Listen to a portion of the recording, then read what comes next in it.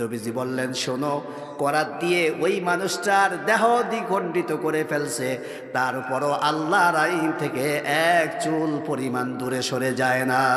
আল্লাহু আকবার। নবী বললেন, এখনো তো সেই পরিবেশ আসে নাই, ঠিক কিনা বলেন?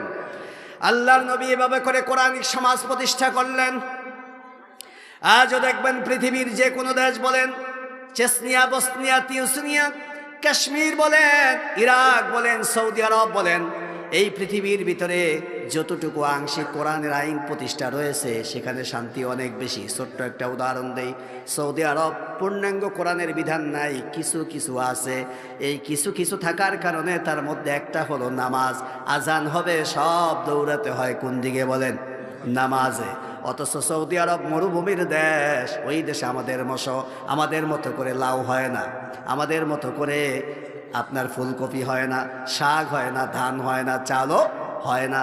অথচ সৌদি আরবে যখন যারা যান দেখবেন খাবারের কোনো অভাব নেই। তার কারণ কি?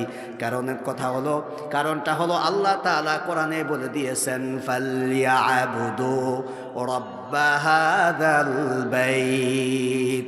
আল্লাহ রাব্বুল আলামিন বললেন, ও নবী, এই যে বাইতুল্লাহ দেখেন, কাবাঘর দেখেন, এই বাইতুল্লাহর ইবাদত যারা করবে, আল্লাযী আত'আমাহুম মিন জু ওয়া আমানাহুম মিন খাউফ। ও নবী বলে দেন, এই বাইতুল্লাহর রব তার মানে হলো আল্লাহর ইবাদত যারা করবে, খবর বলে দেন, আল্লাযী আত'আমাহুম মিন জু, আমি আল্লাহ তাআলা তাদেরকে খাদ্য দিয়ে তাদের ক্ষুধা নিবারণ করে দিব। আল্লাহু আকবার।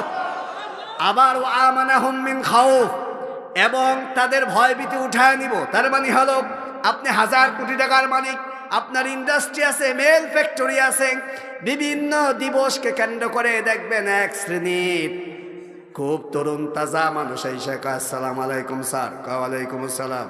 কয়, আইসি পয়লা বৈশাখে সালামের লিগা। কিসের লিগা? সালামি। এমন আছে না নাই? রামগঞ্জে নাই, ঢাকা আছে। লোকটা কয়, ভাই সালামি দিতে দিতে জীবন শেষ, আর কত দিব? কয়, কথা কইলে ফ্যাক্টরি বন্ধ। ভয় আছে না নাই? দিল সালাম, এক গ্রুপ শেষ।